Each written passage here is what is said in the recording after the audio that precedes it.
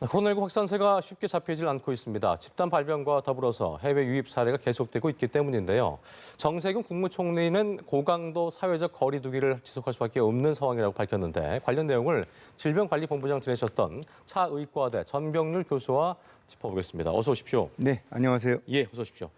조금 전 속보가 나왔는데 저희가 지금 하단으로 내보내드리고 있는데 코로나19 어제 94명이 확진되면서 오늘 0시 기준 11,156명이 됐습니다. 어제 이제 10,000명을 넘어섰고요. 네. 저희가 지난주에 교수님과 이 자리에서 얘기할 때도 하루 확진자가 이제 두 자리에서 세 자리 왔다 갔다 한다 얘기했었는데 네. 10,000명을 넘었습니다. 일단 지금까지 상황 어떻게 보셨는지 좀 들어볼까요? 예. 네, 일단 우리가 1월 20일 최초 환자가 발생한 이후에 예. 신천지교회를 중심한 대규모 집단 발생, 그리고 또 그 이후에 이제 병원과 또 요양시설, 네. 또 콜센터, 이런 종교시설 등을 중심으로 한 또 소규모 집단 발병 양상, 이런 상황들이 계속해서 지속이 되면서 예.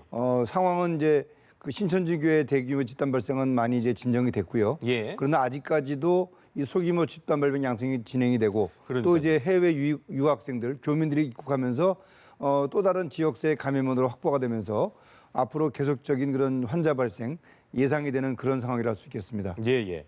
제가 다시 한번 정리를 좀 해드리자면 조금 전 들어온 내용인데 코로나19로 어제 94명이 확진이 돼서 0시 기준 총 11,156명이 됐고요. 대구 지역별로 보면 대구가 27명 늘었고 경기 23명, 서울이 22명 추가 확진이 됐습니다. 또 인천이 3명 확진됐고 강원과 충남, 경북, 경남은 1명씩 추가가 된 것으로 확인이 됐습니다. 또 검역 과정에서 해외 입국자 중 15명이 추가로 확진이 된 것으로 확인됐고요. 사망자는 3명이 추가되면서 오늘 0시 기준으로 총 177명이 현재까지 사망한 것으로 집계가 됐습니다.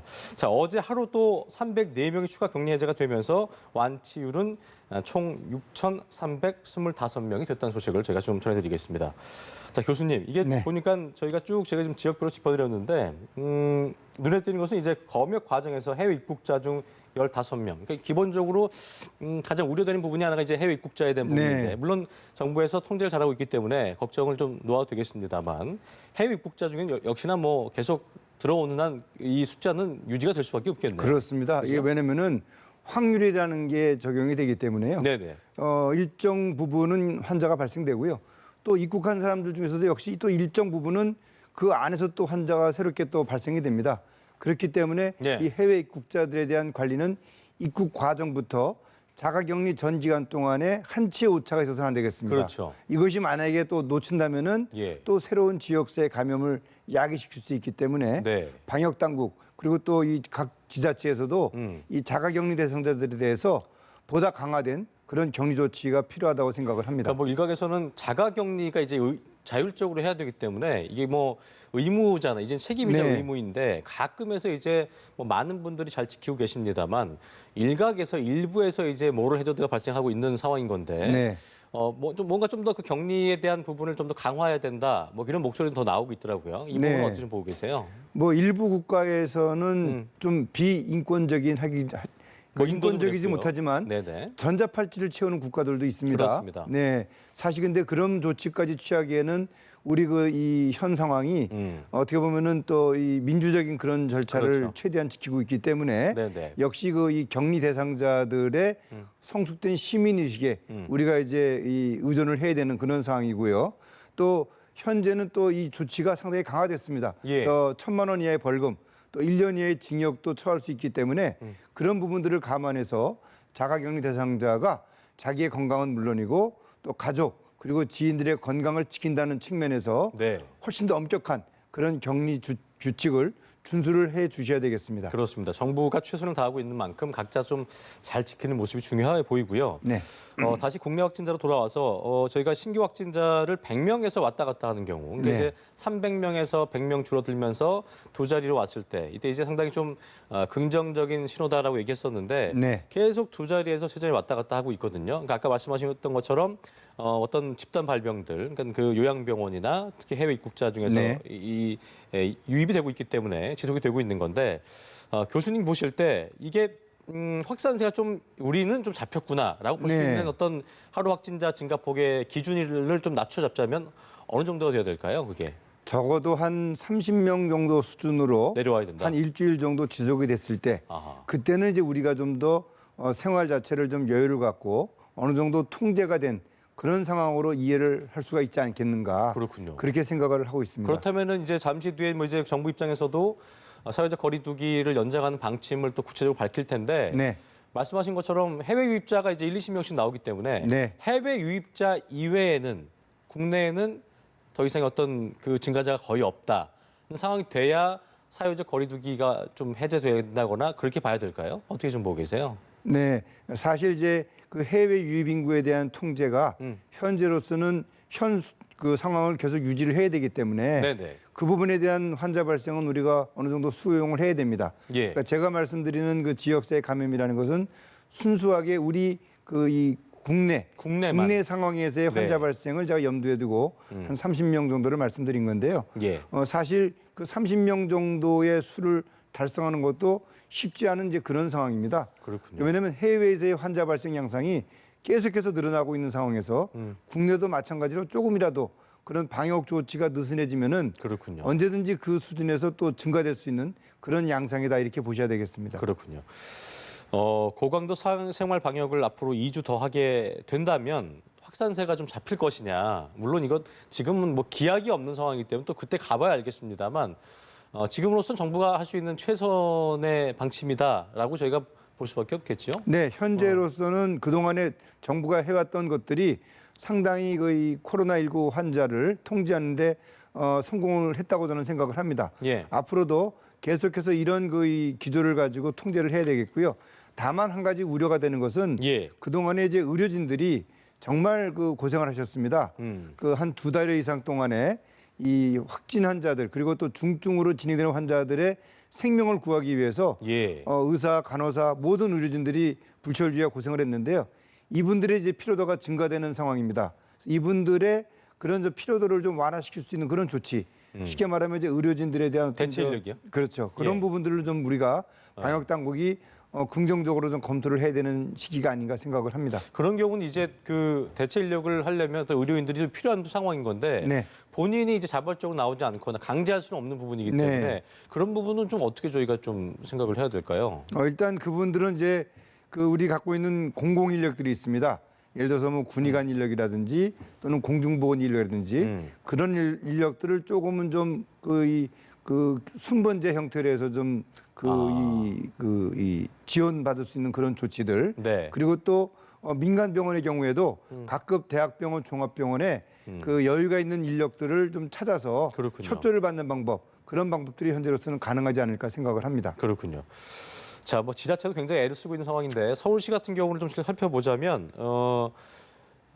그 1,000명까지 검사 가능한 하루에 네. 워크스루라고 하죠. 도보 이동형 선별 진료소를 잠실 종합운동장에 설치를 했는데 또 이게 참 항상 그래요. 해당 지역 주민들 사이에서는 또 우려의 목소리가 나오고 있는 상황이어서 네. 물론 그 주변을 움직일 수밖에 없는 사람도 있을 수 있기 때문에 이런 부분도 이해할 수 있겠습니다만 일단 공항과 상당한 거리가 있기 때문에 뭐 이동 과정에서 방역이 좀 느슨해질 수 있다는 지적이 나오는데 이 워크스루의 설치 효과는 어떻게 좀 보셨어요? 아무래도 이제 그 자가격리 대상자들이 지역 내 보건기관을 방문했을 때 예. 오히려 이게 분산됨으로써 그 지역 내에서 어떤 새로운 또 접촉을 일으켜서 환자를 발생시킬 우려가 있습니다. 네. 그러한 점에서는 통제가 된 그런 대규모 형태의 선별진료소와 또 확진검사 검체 채취 방법이 어느 정도 좀 필요한 그런 상황이라고 볼 수 있습니다. 예. 다만 이제 공항에서 이분들을 격리 조치하는 과정, 예를 들어서 이제 버스까지 탑승하는 과정, 또 버스에서 잠실까지 또 이동하는 과정, 그리고 잠실 내에서 또 검사장까지 이동하는 과정, 또 검사가 끝나고 자가 그 격리되는 그 자택까지의 복귀 과정, 이런 것들이 정말 일사불란하게 통제가 돼야지만이 예. 일반 시민들이 우려하는 그런 지역사회 확산 또는 그 불필요한 접촉을 줄일 수가 있기 때문에 네. 그런 점을 염두에 두고 서울시가 최대한 관리를 한다면은 어느 정도 필요한 그런 조치다. 저는 이제 그렇게 생각을 하고 있습니다. 워크스루의 실효성은 괜찮다 보시는 거죠? 네, 그렇습니다. 예, 알겠습니다. 자, 저희가 또 주목해야 될 감염 사례를 좀 짚어봐야 할 텐데 인천의료원 재활치료센터 직원이 확진 판정을 받았는데요. 코로나19 국가 지정 입원 치료 병상 중에 입원이 네. 좀 처음이어서 그 유의미하다 할 수 있을 텐데 인천 의료원 음압병상에는 이게 보니까 환자 수십 명이 입원을 또 해 있기 때문에 환자를 통해서 어떤 감염될 가능성이 있겠나라는 뭐 예상도 나오는데 네. 어떻게 분석을 좀 하셨어요? 인천의료원에서 확진 판정을 받은 분이 이제 그 재활 치료를 담당하는 직원입니다. 예, 예. 이분이 이제 23일부터 29일까지는 휴무였고 그리고 30일부터 이제 다시 복귀를 해서 예. 지하 1층에 있는 그 재활치료 작업실에서 이제 진료를 하는 과정이었는데 네네. 1일 정도부터 이제 증상이 있었어요. 그리고 이제 바로 확진 검사를 받고 3일날 양성 판정이 나와서 4일날 발표를 하게 된 것인데요. 이분이 진료를 했던 공간이 물리치료실이기 때문에 예. 어떻게 보면 이제 그 이 인천의료원에 이 코로나19 환자들이 입원을 하고 있던 그런 병실과는 조금은 좀 그 격리가 된 그런 환자들이라고 할 수 있겠습니다. 예. 그러나 어쨌든 간에 이 종사자들이나 또는 환자를 통해서 만약에 또 이런 호흡기 질환 환자들과의 접촉이 있을 수도 있기 때문에 이 의료기관에 근무하는 종사자들 그리고 접촉이 있었던 분들 또 이 환자들을 진료하는 그 이 의료진들에 대해서도 확진 검사를 실시해서 추가적인 그런 감염이 발생했는지 여부를 확인하는 조치가 대단히 중요하다고 생각을 합니다. 예. 그리고 또 어떤 또 음압병상이 있는 국가 지정 입원 치료 병상이기 때문에 어떻게 보면 앞으로 계속 환자가 늘어난다면 그 치료를 위해 필요한 곳이잖아요. 어떤 네. 그런 방역이라든가 그런 기간적인 부분들 이런 건 저희가 좀 어떻게 처리를 해야 될까요? 그런 부분. 네, 아무래도 이 인천의료원이 이제 그동안에 국가 지정 음압격리병동을 운영하는 예. 공공의료기관 아니겠습니까? 그렇기 때문에 이 코로나19 환자들을 집중적으로 진료하는 네. 그 지역에 있는 저 섹터에 있는 그 의료진들 그리고 또 행정요원들에 대해서는 이번 기회에 이 확진 검사를 통해서 혹시라도 모를 그런 이 확진자를 찾아내서 만약에 하나 이 진료 공간에서 발생할 수 있는 그 이 감염 양상 예. 그런 것들을 줄일 필요가 있겠습니다. 철저히 해야겠네요. 네. 자, 그리고 제주 얘기를 좀 해볼게요, 교수님. 이게 보니까 그동안 외부 유입 환자만 있었는데 처음으로 이것도 유의미한 부분인데 처음으로 지역 전파 감염자가 나왔다. 물론 감염 경로를 특정할 수 있는 것이 이제 유입 환자와의 접촉을 통한 감염 가능성으로 분석이 되고 있는데 네. 어쨌든 첫 번째 지역 전파 확진자가 나왔다는 것 이것도 좀 뭐 우려스럽다고 표현을 해야 될까요? 어떻게 좀 저희가 그 의미를 해석해야 될까요? 네, 뭐 사실 이제 1월 20일 이후부터 따지고 보면은 지금 벌써 2달하고도 한 뭐 열흘 정도가 지난 그렇습니다. 그런 상황이기 때문에 어떻게 보면 제주도가 그동안에 상당히 성공적으로 이 잘 버텨온 거죠. 코로나19 이 방역 그렇죠? 네. 활동에 그 역할을 다했다. 예, 그렇게 예. 볼 수가 있겠고요. 네. 그리고 이제 이번 사례는 어쨌든 간에 이제 지역사회 환자가 많아지면 많아질수록 2차 감염, 3차 감염이 생길 수 있는 가능성은 점점 많아지는 겁니다. 근데 이제 이 시점에서 최초의 2차 감염 사례가 발생을 했는데요. 예. 다행히 이제 그 감염원을 다 찾았고 그리고 접촉자들에 대해서 충분히 이제 통제가 되고 있는 그런 상황이라고 할 수 있겠습니다. 예. 혹시라도 이제 모를 그런 또 다른 접촉자가 있는지를 이 제주도 방역 당국이 조사를 했는데 네. 다행히 이 1차 감염원 그리고 또 2차 감염원 이 접촉자들에 대해서 완벽한 통제가 이루어지고 있고 네. 추가적인 그런 접촉자는 없는 것으로 그렇게 지금 파악이 되고 있습니다. 그리고 더 중요한 부분은 이제 제주도민들 입장에서는 그러니까 저희도 한국 입장에서는 처음에 나왔을 때 사람들이 잘 못했던 것 특히 외국도 그렇고 이따 한번 짚어보겠습니다만 처음에 사회적 거리두기나 어떤 철저한 개인 방역에 대해서 상당히 좀 느슨해진 것 이런 것들이 좀 상당히 그 문제를 좀 키웠다는 지적이 나오는 건데 지금 입장에서 이제 첫 번째 그 지역 전파 확진자가 나왔기 때문에 제주도민 입장에서는 상당히 개인 방역이라든가 네. 거리두기 같은 거를 철저히 한다면 어떤 앞으로도 늘어난다는 어떤 그런 우려는 좀 줄일 수 있는 상황이 아니겠습니까? 네, 일단 이번에 2차 감염자의 경우에도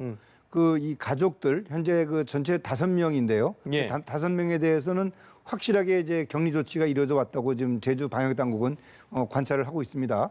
그리고 또 이 제주도의 경우에는 이제 그동안에 청정 관광 지역이라는 그런 제주도만의 브랜드를 지키기 위해서 상당히 노력을 해왔고요. 그리고 또 지난번에 그 제주 모녀 이 감염 그런 사례를 통해서 지역 주민들이 보다 강화된 그 이 방역 활동에 지금 적극 참여하고 있는 것으로 알고 있습니다. 예. 따라서 제주도는 현재와 같은 그런 체제를 잘 유지한다면은 이 지역사회에서 어떤 추가적인 확산 자체를 상당히 통제할 수 있는 그런 지역이다. 저는 이제 그렇게 보고 있습니다. 예, 알겠습니다. 자, 그리고 좀 안타까운 소식인데요. 뭐 지금 교수님께서도 의료인이시기 때문에 네. 이 소식을 듣고 상당히 좀 안타까운 마음 드셨을 텐데 지금 뭐 현재 의료진들이 굉장히 안간힘을 쓰고 있고 희생을 하고 있는 상황인데 방역 당국이 이제 대구에서 사망한 60대 내과 의사의 사연을 놓고 코로나19와 관련됐다고 판단을 했습니다. 국내 첫 의료인 사망이라는 상당히 안타까운 상황이었는데 네. 일단 어제 이 사례는 어떻게 좀 보셨는지 좀 듣고 싶네요. 네, 일단 그 고인의 명복을 빌고요. 네네. 또 어쨌든 그 코로나19 환자를 진료하는 과정에서 철저한 그런 이 보호 장치를 했음에도 불구하고 예. 감염이 돼서 안타깝게도 사망을 했습니다. 고인의 명복을 다시 한번 빌고요. 예. 이분은 이제 평소에 당뇨병과 또 심장 질환이 있었다고 합니다. 그런 기저질환이 상황에서 좀 있었던 상황이군요. 그런 상황에서 예. 안타깝게도 이제 그 확진 환자를 2명을 진료를 했더라고요. 내과 진료 과정에서. 그런데 이제 뒤늦게 이제 증상이 발생되고 또 이 지역 내에 있는 대학병원에서 진료를 받는 과정에서 양측성 폐렴이 발생하고 그 이후에 증상이 계속 진행이 되면서 인공호흡기 장착, 그다음에 또 에크모 장착 등의 상당히 그 아주 집중적인 치료가 이루어졌는데도요. 그러니까 급진적으로 상황이 좀 안 좋아진 거죠. 네, 일단 이분이 증상 자체가 좀 늦게 나타났어요. 그래서 어떻게 보면은 만약에 초기부터 이분이 입원 진료를 받았다면은 이런 안타까운 상황을 좀 막을 수가 있었는데 이분이 첫 이 진료가 2월 26일 날 이루어졌는데 그 3월 19일 날 확진 판정을 받았습니다. 그러니까 네. 한 거의 20일 이상이 지난 상황에서 3주가 지난 상황. 예, 그렇습니다. 그런 상황에서 진단을 이제 늦게 받고 그러면서 치료가 좀 늦게 시작이 됐죠. 그래서 안타깝게도 폐렴 발생이 되고 그러면서 이제 사망을 한 이제 그런 사례인데요. 지금 하나 이제 우리가 그 의료진들이 마스크 착용이라든지 또는 위생 글러브를 낀 그런 상황에서 진료를 했음에도 불구하고 예. 이런 그 감염 사례가 생겼다는 점은 다시 한번 의료진들이 환자 진료 과정에서 철저한 그 자기 보호라든지 감염 예방 조치에 만전을 기해야 된다. 그런 것들을 좀 보여주는 사례라고 저는 생각을 합니다. 그러니까 참 이 부분이 조금 안타깝기도 하고 좀 우려스럽기도 한 건데 네. 일반인들은 이제 알 수 있는 것이 우리가 이제 개인 위생 수칙을 방역 수칙을 지킬 수 있는 것이 이제 마스크 착용을 하고 손 세정을 잘 하고 이런 네. 부분들인데 착용을 했음에도 불구하고 전파된 것은 저희가 어떻게 그걸 좀 분석을 해봐야 되는 거예요? 네, 사실 이제 우리가 통상적으로 마스크가 N95 마스크, 예. KF94, KF80 이렇게 마스크가 있는데요. 예. 이들 마스크가 사실 이 코로나19 바이러스를 100% 차단하지는 못합니다. 그러니까 뭐 예를 들어서 마스크를 통해서도 들어갈 수 있다는 거죠? 왜냐면 빈틈이 있고요. 빈틈으로. 그리고 또 혹시라도 모를 그런 다른 신체 부위의 그런 오염, 그 오염된 부위를 손으로 만져서 얼굴 부위를 만졌을 때 이제 그 가능하고요. 입으로 들어간다든가. 네, 또 눈에 묻는다든지. 왜냐하면 또 마스크를 벗는 과정에서도 또 오염이 생길 수가 있습니다. 그렇군요. 그렇기 때문에 우리가 마스크 착용부터 탈착까지 모든 과정에 있어서의 완벽한 그런 조치가 이루어져야 되는데 그 중에 하나라도 만약에 우리가 실수를 하게 되면은 그 오염이 될 수가 있고 그렇게 되면 또 감염이 생길 수가 있기 때문에 사실 이 환자들을 진료하는 의료진들이 어떻게 보면 감염에 가장 취약한 계층이다. 이제 그렇게 보셔야 되겠습니다. 네, 그렇군요. 네. 그러니까 의료진이셨기 때문에 어떻게 보면 아까 얘기하셨던 것이 초반에 좀 판단을 했다면 좀 초기 대응을 했다면 더 좋았을 뻔했다는 얘기를 하셨는데 자가적으로 좀 이제 또 의료인이시기 때문에 전문가이기 네. 때문에 판단이 가능하셨을 텐데 뭐 그럴 여력이 없었다고 좀 봐야 될까요? 어떻게 좀 아무래도 이제 보세요? 요즘 무증상 감염이라는 게 많지 않습니까? 그러니까 이 고인의 경우에도 예. 이제 그런 상황이 장기간 지속이 되다 보니까 증상이 늦게 나타나서 그리고 또 진단도 그래서 늦게 받은 것이 아닌가 이제 그렇게 생각을 합니다. 어쨌든 주의해야 될 부분은 확진되신 분도 그렇고 어떤 그 증상이라는 것이 서서히 나타나서 완치가 되는 경우도 있고 네. 아무렇지 않다가 갑자기 나타나서 급발현돼 가지고 상황이 안 좋게 되는 경우도 있기 때문에 어쨌든 그 부분은 저희가 어떻다라고 얘기를 확정할 수는 그럼 없는 부분인 거네요. 네, 그러니까 만약에 이제 접촉했던 사람이 확진자가 만약에 있었다. 예. 그러면 이제 그때는 이제 바로 보건당국이 조기에 이제 파악을 해서 통보를 해주면은 그때는 사실상 이제 바로 조치가 이루어지는데 그런 조치가 이루어지지 않았다면은 사실상 접촉자들은 그것들을 알 수가 없는 그런 안타까운 상황에 처하게 돼 있다. 그렇게 보셔야겠죠. 알겠습니다. 네.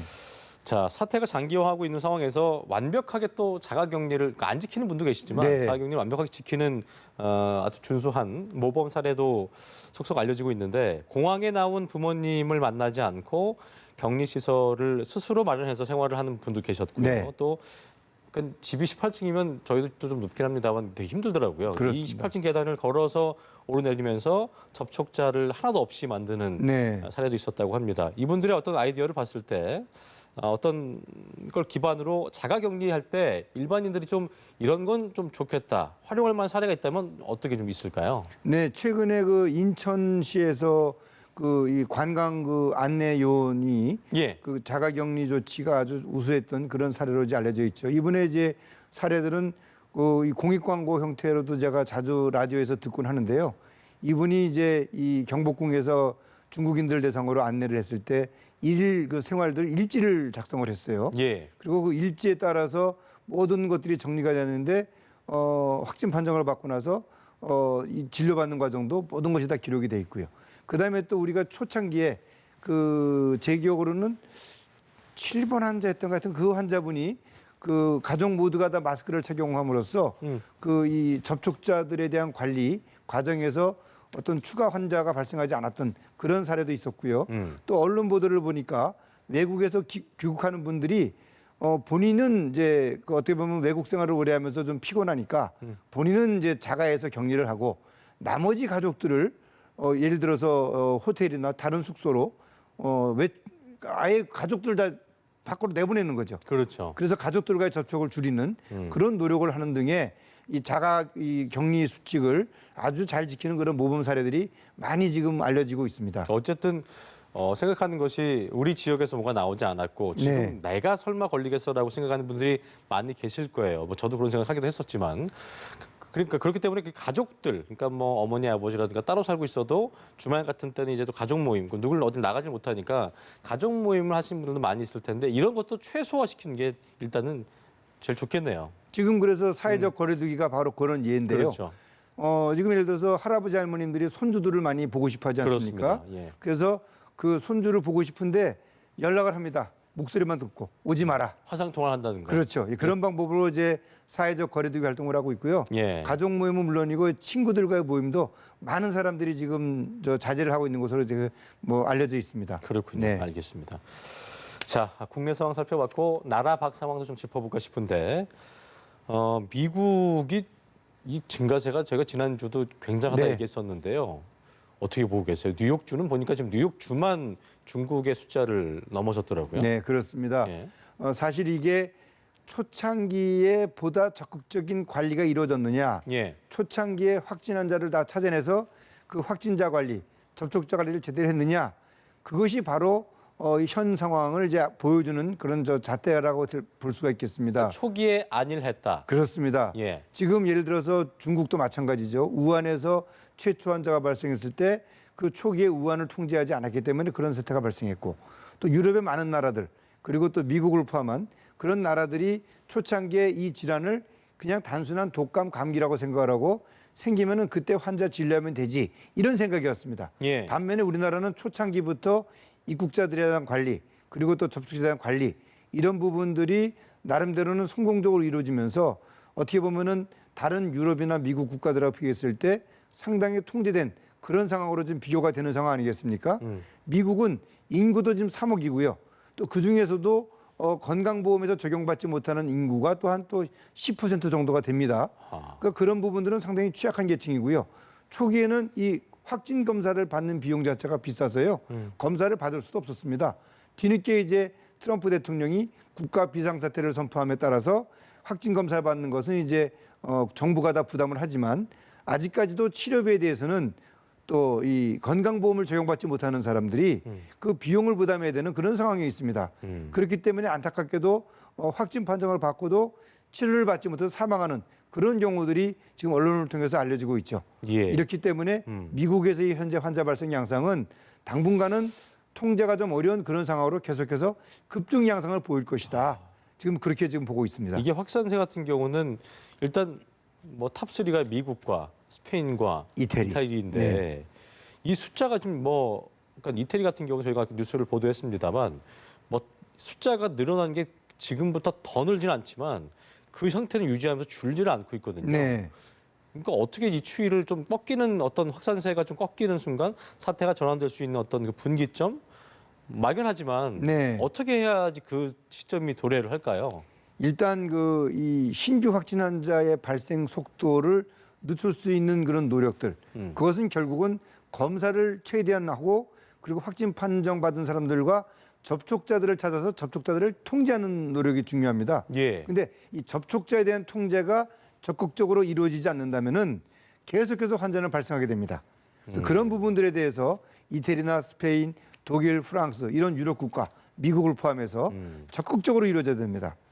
그런 것들이 이루어지지 않는다면요, 예. 접촉자 관리가 안 된다면은 결국은 현재와 같은 그런 급증 양상은 계속해서 반복이 될 것이다. 그렇게 보고 있습니다. 그렇군요.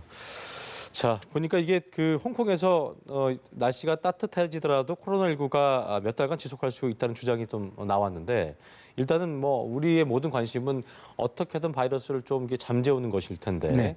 날씨가 좀 포근해지면 코로나19 확산세가 주춤하지 않을까 예상이 됐었는데 아직까지는 뭐 그러지 않은 것 같습니다. 어떻게 네. 좀 예상할지 끝으로 한 말씀 좀 들어보죠. 네, 초기부터 이런 그 날씨와 관련된 예측들을 많이 했습니다. 그 전문가들의 공통된 의견은 이 코로나19 바이러스가 날씨에 영향을 받지 않을 것이다. 이런 의견들이 지배적이었습니다. 예. 실제로 이란에서의 환자 급증 양상, 그리고 또 최근에 또 아프리카에서도 환자가 급증하고 있습니다. 이렇듯이 이 코로나19 바이러스가 당분간은 기온과 그리고 지역에 무관하게 환자가 급증하겠지만 예. 이제 진행되는 상황에서 정말로 날씨에 무관한지 그런 것들은 우리가 처음 접하는 바이러스이기 때문에 예. 상황을 계속해서 관찰하고 그 관찰의 결과를 분석할 그런 필요가 있다고 생각을 합니다. 생활 속에 노력이 좀 필요하다는 말씀을 네. 해주셨네요. 네, 지금까지 차의과대 예방의학과 교수신 전병률 교수님과 이야기 나눠봤습니다. 오늘 말씀 고맙습니다. 네, 감사합니다.